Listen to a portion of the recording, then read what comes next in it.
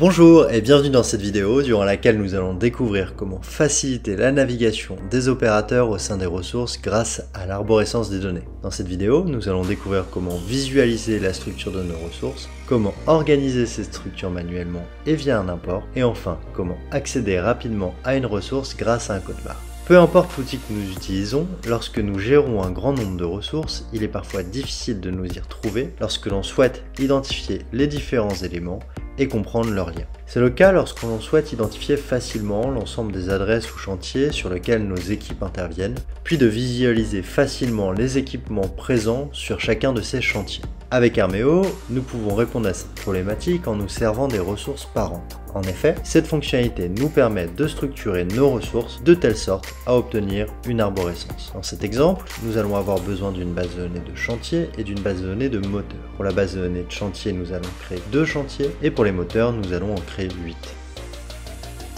Lorsque nous nous rendons dans l'onglet ressources sur l'application mobile, nous pouvons nous apercevoir que nos moteurs sont mélangés avec nos chantiers. Afin d'obtenir une structure cohérente à la réalité du terrain, nous souhaitons répartir nos moteurs sur les chantiers sur lesquels ils se trouvent. Pour cela, nous allons nous rendre dans la base de données moteurs sur la plateforme, puis sélectionner les moteurs 1, 2, 3 et 4 et modifier leurs ressources parentes. Nous allons ensuite effectuer la même opération pour les moteurs 5, 6, 7 et 8.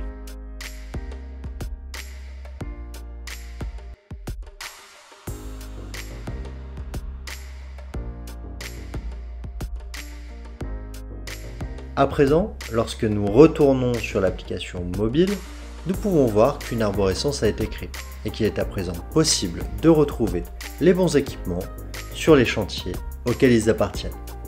Si nous souhaitons définir l'arborescence de nos ressources au moment de l'import de ces dernières, cela est possible. En effet, il nous suffira de renseigner le code de la ressource parente dans la colonne Parent Code. Afin de trouver ce code, il nous faut trouver la ressource que nous souhaitons mettre en parente et copier le tag en cliquant sur l'icône hashtag. Ce code est l'identifiant unique de la ressource et peut nous être utile pour définir une arborescence ou encore planifier des interventions via un import.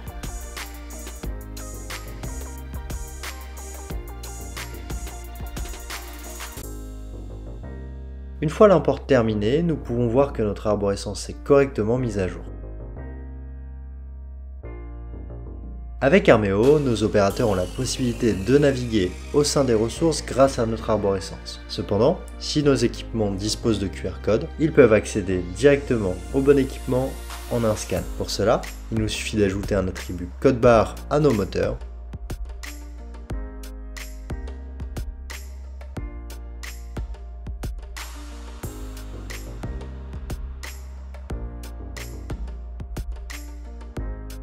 Et d'ajouter une valeur pour l'ensemble de ces derniers.